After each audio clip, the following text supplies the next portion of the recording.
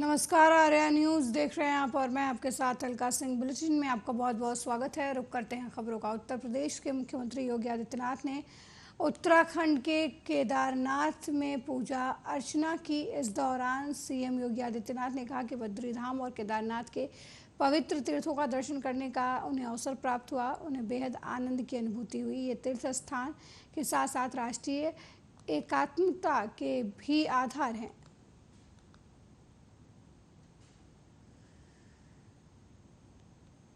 श्री बद्रीनाथ धाम और श्री केदारपुरी के इन पवित्र तीर्थों का दर्शन करने का सौभाग्य मुझे प्राप्त हुआ। बद्रीनाथ धाम अपने नवनिर्माण की प्रक्रिया के साथ तेजी के साथ आगे बढ़ रहा है और केदारपुरी हमारे 12 ज्योतिर्लिंगों में से एक पवित्र ज्योतिर्लिंग। पूरा देश और पूरी दुनिया में जहां कहीं भी सनातन धर्मावलंबी रहते हैं वे सभी बड़ी आस्था के साथ, बड़ी श्रद्धा के साथ इन पवित्र तीर्थों का दर्शन करने के लिए उतावला रहता है। सन 2013 में एक त्रासदी के कारण केदारपुरी एक आपदा की चपेट में लगभग आ चुका था, लेकिन स्थानीय लोगों के आत्मविश्वास श्री बद्रीनाथ धाम और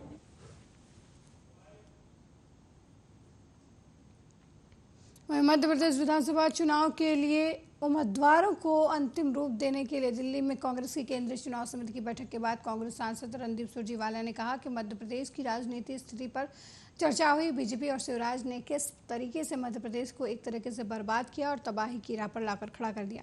हमने केंद्रीय चुनाव समिति को संक्षिप्त में बताया कि मध्य प्रदेश अब बदलाव चाहता है। केंद्रीय चुनाव समिति ने सीटों पर चर्चा की है। दोबारा बैठक बुलाकर सीटों को लेकर फैसला लिया जाएगा। मध्य प्रदेश में किस प्रकार से हर रोज बेटियों की अस्मत से खिलवाड़ होता है। मध्य प्रदेश हिंदुस्तान में अकेला ऐसा प्रांत है जहां हर रोज 8 बेटियों से बलात्कार होता है, जहां 18 साल में 58,000 बेटियों से बलात्कार हुआ और 68,000 बेटियों का अपहरण हो गया। यानी 12 बेटियों का मध्य प्रदेश में हर रोज अपहरण होता है। मध्य प्रदेश में एक से एक भ्रष्टाचार के स्कैम्स हैं। उन्होंने बच्चों का पोषण आहार खा लिया, बच्चों की 45 लाख के करीब स्कूली ड्रेस खा ली, यहां तक कि मुर्दों का इलाज करके पैसा खा लिया। महाकाल का के नाम पर जो पैसा भ्रष्टाचार में खा जाएं, उन लोगों का क्या करें जो भगवान के नाम पर भी पैसा खा जाएं।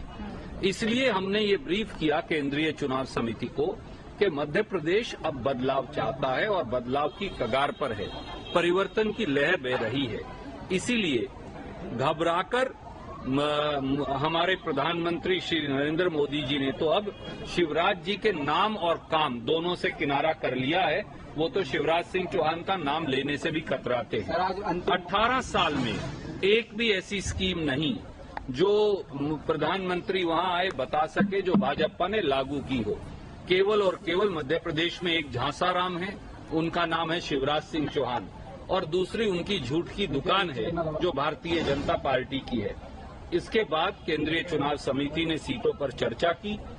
हमने निर्णय किया कि बहुत जल्द दोबारा मिलेंगे और जैसे ही हम नाम फाइनलाइज कर लेंगे हम आपको सूचित करेंगे। सर, चर्चा कितनी सीटों पर हुई? सीटों पे कितनी चर्चा हुई सर? कार सेंसस को लेकर भी बात की, तो ये क्या आपकी सरकार लागू होगी तो आप लोग बिल्कुल जातीय जनगणना मध्य प्रदेश में कांग्रेस का एक महत्वपूर्ण एजेंडा है।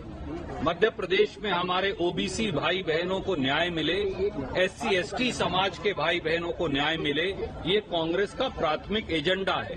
और इसलिए बाकायदा जातीय जनगणना पर चर्चा हुई और श्री कमलनाथ ने और कांग्रेस के अन्य साथियों ने बताया कि जातीय जनगणना हमारा प्राथमिक एजेंडा मध्य प्रदेश में रहेगा। सर, सीटों पे कितनी हुई सर? कितनी सीटों पे चर्चा हुई? आज चर्चा कितनी सीटों पे हुई सर? कुल सीटें कितनी रही? देखिए 230 विधानसभा सीट मध्य प्रदेश में है। जैसा आप जानते हैं, एक बार हर सीट की राजनीतिक वास्तु स्थिति की चर्चा अवश्य की जाती है और लगभग 3 घंटे चली इस बैठक में लगभग एक बार सभी सीटों पर चर्चा हो गई।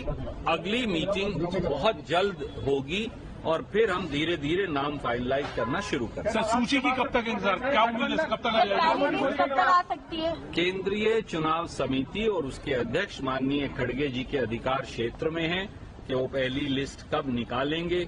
मुझे लगता है इसका जवाब आपको मेरे आदरणीय सहयोगी केसी वेणुगोपाल जी दे सकते हैं। क्या सर किसी बड़े नेता की सीट में फेरबदल भी हो सकता है, इसकी संभावना? देखिए, किसी की सीट बदलना या देना मेरे तो अधिकार क्षेत्र में नहीं, परंतु जो भी यथास्थिति है राजनीतिक हमने वहां रख दी। हमारे नेता आश्वस्त है जनता के आशीर्वाद को लेकर।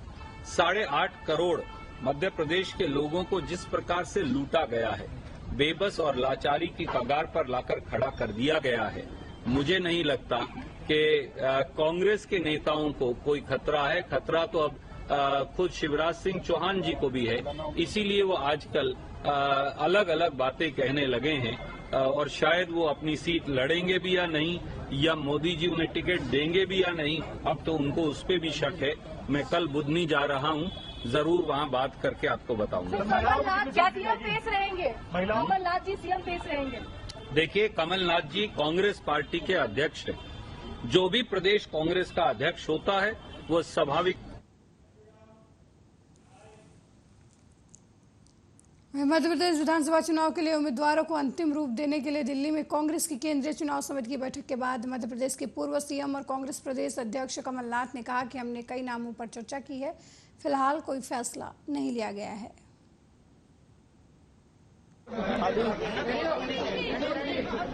अभी हमारी सेंट्रल इलेक्शन कमेटी की बैठक हुई है।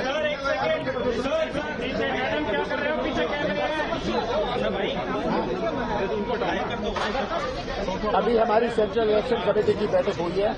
हमने बहुत सारे नामों पर चर्चा करी है, अभी कोई फैसला नहीं हुआ और ये फैसला अगले 6-7 दिन में हम करेंगे। पर लगभग हमने 140 सीटों पर 130-40 सीटों पर चर्चा हुई है और सबके सुझाव सुन लिए। सबके सुझाव सुन के अब फिर से हम बैठक बुलाएंगे और फैसला करेंगे। कब तक सूची? अभी 4-5 दिन तो लगेंगे, क्योंकि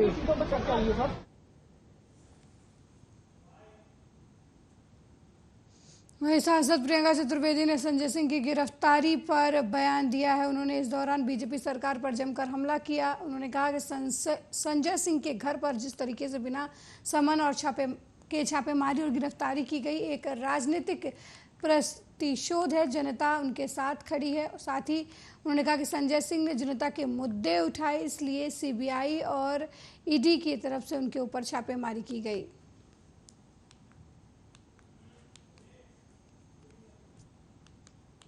से संजय सिंह जी को बगैर समन के उनके घर पे छापेमारी हुई, उनका अरेस्ट हुआ, वो मैं मानती हूँ और कुछ नहीं है, पॉलिटिकल वेंडेटा है। केंद्र सरकार हड़बड़ाई हुई है, घबराई हुई है, खास करके उन नेताओं से जो उनसे सवाल पूछते हैं, तीखे सवाल पूछते हैं और उनके पास जवाब नहीं है। संजय सिंह जी ने मणिपुर का मामला हो, हमने खुद ने देखा है मणिपुर के मामले के लिए वो लड़ाई लड़ रहे थे कि महिलाओं को इंसाफ मिलना चाहिए, उनको सस्पेंड कर दिया जाता है।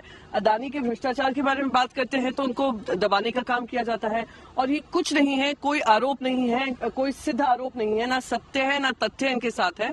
जबरन उनको अरेस्ट जो किया हुआ है, जनता उनके साथ खड़ी है और हम सब उनके साथ मजबूती से खड़े हैं कि इस तरीके की लड़ाई, जहां भारतीय जनता पार्टी के सबसे बड़ा अलायंस पार्टनर्स ईडी, आईटी और सीबीआई हो गया है, हम उसके खिलाफ भी लड़ाई लड़ेंगे। वहीं इजराइल पर हमास आतंकियों के हमले पर केंद्रीय मंत्री अनुराग ठाकुर का बयान सामने आया है। केंद्रीय मंत्री अनुराग ठाकुर ने कहा कि आतंकवादी हमले की जितनी निंदा की जाए उतनी कम है। भारत सरकार ने कह दिया है कि इजराइल के साथ हम खड़े हैं। जिस तरीके से घुसपैठ कर आम नागरिकों पर हमला हुआ है, ये बेहद दुखद है। किसी भी आतंकी हमले की जितनी निंदा की जाए उतनी कम है और कल ही भारत सरकार ने कह दिया था कि इजराइल के साथ हम खड़े हैं। ये दुखद है कि किस तरह से घुसपैठ होकर आम नागरिकों के ऊपर हमला होना। किसी भी आतंकी हमले की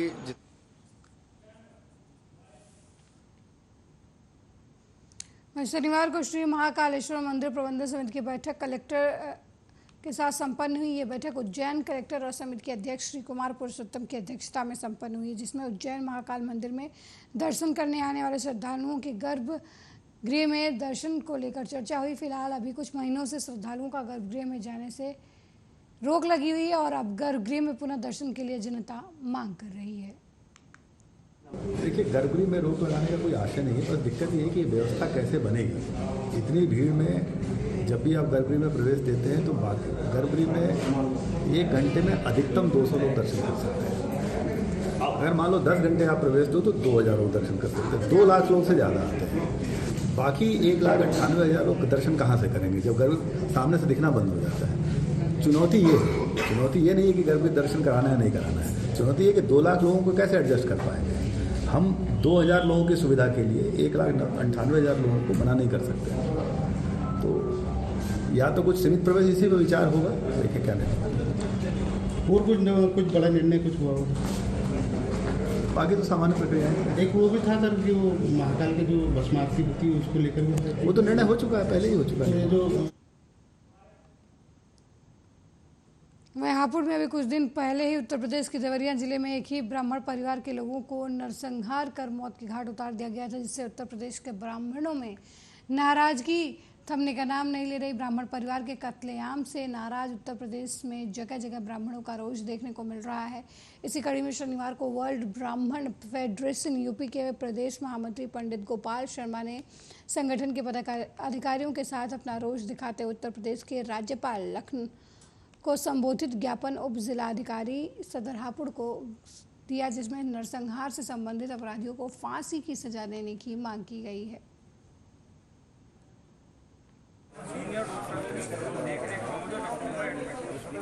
नंबर 5 विपक्षी पार्टी के लोगों की अवैध संपत्ति की जांच कर अविलंब उन्हें फांसी दो, ब्राह्मणों के हत्यारों को फांसी दो, ब्राह्मणों के हत्यारों को फांसी दो। वहीं हमीरपुर में ग्राम चौपाल की बैठक में महिला सचिव से हुई अभद्रता का मामला सामने आया है, जहां ग्राम प्रधान के ससुर ने सुमेरपुर थाना इलाके के पंदरी गांव में पहुंची महिला सचिव के साथ अभद्रता की। ये घटना वहां लगे सीसीटीवी कैमरे में कैद हो गई, लेकिन कार्रवाई के डर से आरोपी सीसीटीवी फुटेज डिलीट करवाना चाहता है।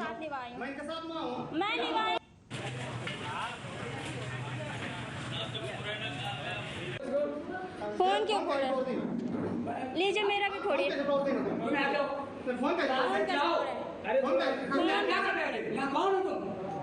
मैं निभाई हूँ, अपने साथ निभाई हूँ, मैं निभाई। वहीं विंध्याचल धाम में 15 अक्टूबर से आरंभ हो रहे शारदीय नवरात्र मेला को सकुशल संपन्न कराने के लिए पंडा समाज और जिला प्रशासन के बीच बैठक हुई, जिसमें अलग अलग बिंदुओं पर चर्चा की गई। इसके बाद धाम में सुरक्षा और भक्तों की सहूलियत के लिए सिक्योरिटी पॉइंट का निरीक्षण किया गया।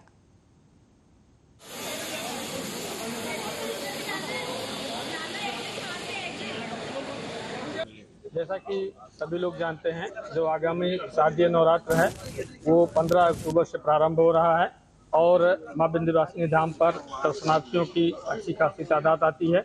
उनकी सुविधा को ध्यान में रखते हुए और जो पर्व है उसको सकुशल संपन्न कराने के लिए मेरे द्वारा साथ साथ एडीएम साहब के द्वारा और जो यहाँ अधिकारीगण हैं उनके द्वारा इसका भ्रमण किया गया है और जो ड्यूटी पॉइंट्स हैं उसके बारे में उचित निर्देश दिया गया है और सभी लोगों से यही अपील किया गया है, साथ में पंडा समाज के साथ बैठक किया गया है कि जो शांति व्यवस्था के साथ दर्शनार्थी माता जी के दर्शन करें और वो सुरक्षित रहें, साथ साथ जो पर्व है वो सकुशल संपन्न हो, सबके सहयोग की अपील की गई है।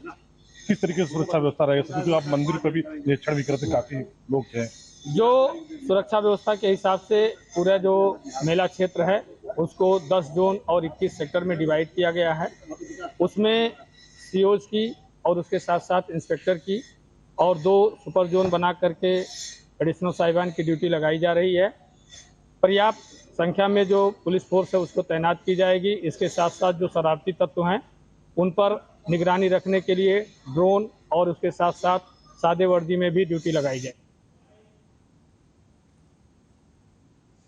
बिजनौर में बाइक सवार 3 नकाबपोश बदमाशों को ग्रामीणों ने पकड़कर पीट दिया, जिसका वीडियो सोशल मीडिया पर वायरल हो रहा है। ये घटना बढ़ापुर के कस्बे की बताई जा रही है। वहीं घटना की जानकारी पाकर मौके पर पहुंची पुलिस ने बदमाशों को अपनी हिरासत में ले लिया और मामले की जांच में जुट गई।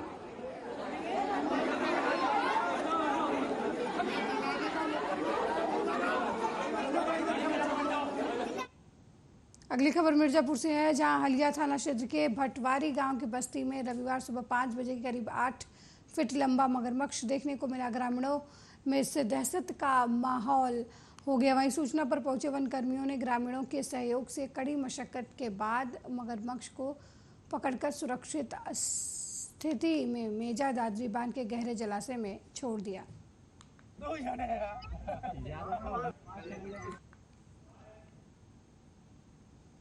वहीं हमीरपुर में सुमेरपुर थाना क्षेत्र के कैथी गांव में पटाखा बनाते समय बड़ा हादसा हो गया है। अचानक पटाखे की फैक्ट्री में विस्फोट हो गया और फैक्ट्री की छत उड़ गई। इस हादसे में कई लोग घायल हुए हैं, जिन्हें इलाज के लिए अस्पताल में भर्ती करवाया गया है।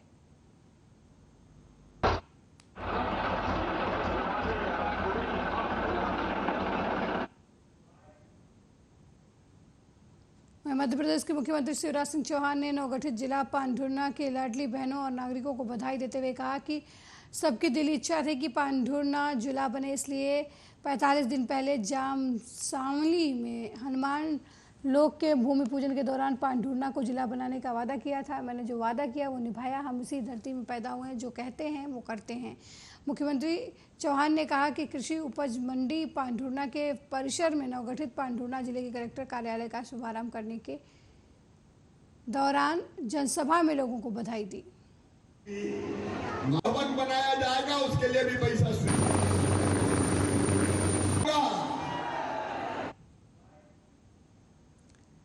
वहीं शिवपुरी जिले के कोलारस कस्बे में एक किराना दुकान पर चोरों ने हजारों रुपए की चोरी की वारदात को अंजाम दिया। चोरी की शिकायत किराना दुकान के संचालक ने कोलारस थाने में दर्ज कराई। पुलिस ने मौके पर पहुंचकर जांच पड़ताल शुरू कर दी है। वहीं चोरी की घटना का सीसीटीवी फुटेज भी सामने आया है। ये कोई गैंग एक्टिव हो गई है, जो मोस्टली जो परचूनी का सामान है, जिसमें रजनीगंधा हो गया, राजश्री हो गया, इसके पैकेट उठा के ले जाती है। हम इसको ट्रैक कर रहे हैं सीसीटीवी फुटेज के माध्यम से और अन्य माध्यमों से भी हम ट्रैक कर रहे हैं और हम जल्दी इसमें सफलता प्राप्त करें। आज जो चोरी हुई है सर, उसमें क्या क्या सामान गया है, कितने लोग थे सीसीटीवी में कैद हुए हैं? सीसीटीवी में अभी देखने से हमें एक व्यक्ति प्रतीत हो रहा है, बाकी अन्य सीसीटीवी हम खंगाल रहे हैं और सामान उनका लगभग 60-70 हज़ार का गया है। वही पैटर्न है जिसमें मोस्टली राजश्री और अन्य परचूनी का सामान गया। आज नगर में विगत 15 दिनों से लगातार चोरियां हो रही हैं। इसके बाबत हम लोग सब व्यापारी इकट्ठे हुए हैं। गए मानीपुरा से सोनू जैन खतौरे खरई वालों के यहाँ से 2 बार चोरी हो चुकी है। उसके बाद मोनू ठाकुर पथारी वालों के यहाँ से 2 बार चोरी हो गई हैं। गए आज ही अपने कपिल भाई कार्य वालों के यहाँ से चोरी हो गई। व्यापारियों में बहुत रोष व्याप्त है। सबसे अपन ये आग्रह कर रहे हैं, एक बार हम लोग असुरक्षित महसूस कर रहे हैं। वहीं भिंड के फूप थाना क्षेत्र में दोस्त के जन्मदिन में जा रहे युवक को गोली मार दी गई, जिससे युवक घायल हो गया। जानकारी के अनुसार दिनेश नाम का युवक अपने चाचा के साथ फूप से रानी बिरगवा गांव दोस्त के जन्मदिन में जा रहा था। तभी 4 अज्ञात लोगों ने रास्ता रोक लिया और गाली गलौज करने लगे। इसी दौरान दिनेश नाम के युवक को बदमाशों ने गोली मार दी, जिससे वो गंभीर रूप से घायल हो गया। घटना की जानकारी मिलते ही पुलिस मौके पर पहुंची और घायल को अस्पताल में भर्ती करवाया। फिलहाल पुलिस मामले की छानबीन में जुट गई है।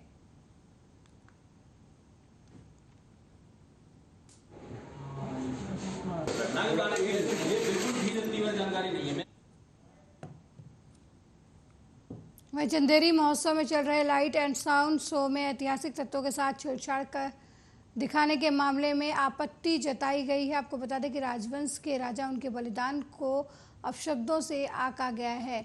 चंदेरी नरेश महाराज मेदिनी राय खंगार राजवंश में अपने प्राणों की आहुति और रानी मणिमला जौहर करने के लिए जानी जाती हैं, लेकिन बाबर की अधीनता स्वीकार न करने को लेकर पिछले दिनों हो रहे कार्यक्रम में चंदेरी महोत्सव में मध्य प्रदेश पर्यटन विभाग की तरफ से आयोजित किए गए कार्यक्रम में मुगलों के इतिहास को बढ़ा चढ़ाकर दिखाया गया, जिसका विरोध क्षत्रिय खंगार वंश द्वारा किया गया और विरोध प्रदर्शन करते हुए मुख्यमंत्री के नाम एसडीएम चंदेरी को ज्ञापन सौंपा गया।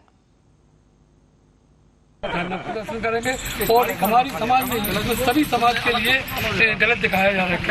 हमारी माताएं बहनें ऐसा नहीं है कि कोई जवान होता है, कोई बेलग लोग होता है, कोई अपने हाथ से अपने बच्चों को मार ऐसा कर देगा। इतना जरूर है सम्मान रहे। हमारी माताएं बहनों ने किसी के सामने घुटने टेके, चाहे उन्हें जोहर करना पड़े, चाहे कुछ करने लिए घुटने कभी टेके किसी के सामने प्रदर्शन करेंगे।